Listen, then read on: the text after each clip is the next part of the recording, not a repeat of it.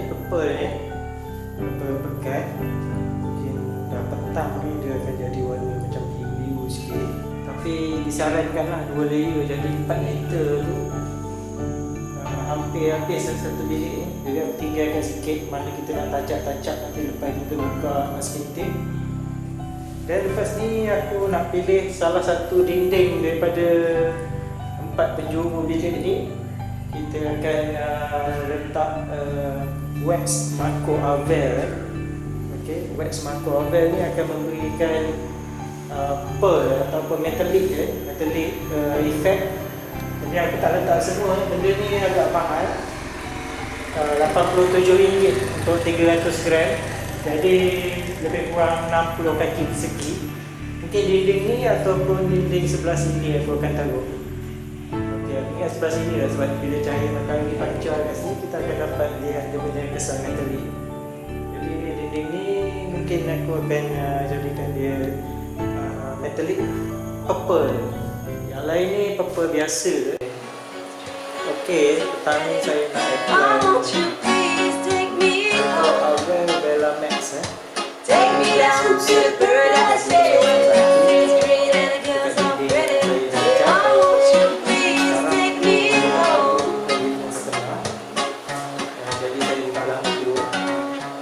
Okey, ini sebenarnya kena guna surface preparation dia. Kita kena pakai dia punya plaster lah kan, nama dia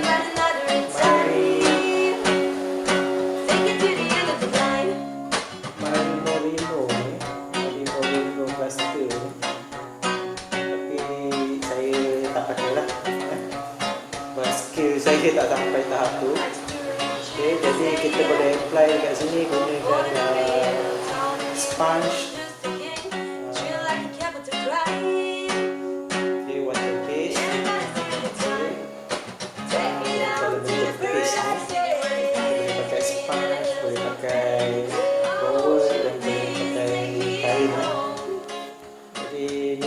Resistant, easy cleaning, lepas tu easy to apply, long lasting lah.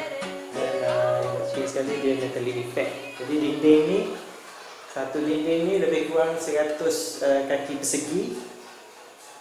Boleh guna untuk satu ni dia 60 sampai 100 kaki persegi ni sikit je ni jangan korang expect satu bilik pula boleh tahan ni.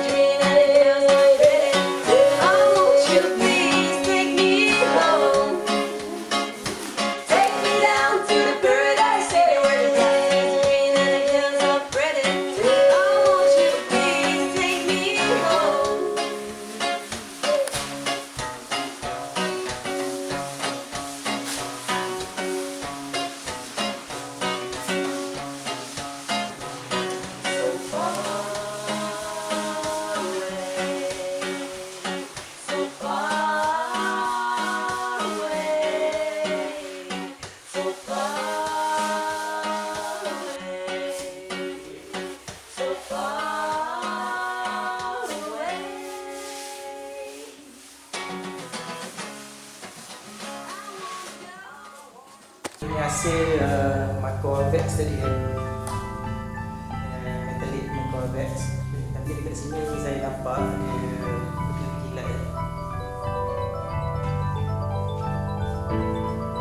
Cahaya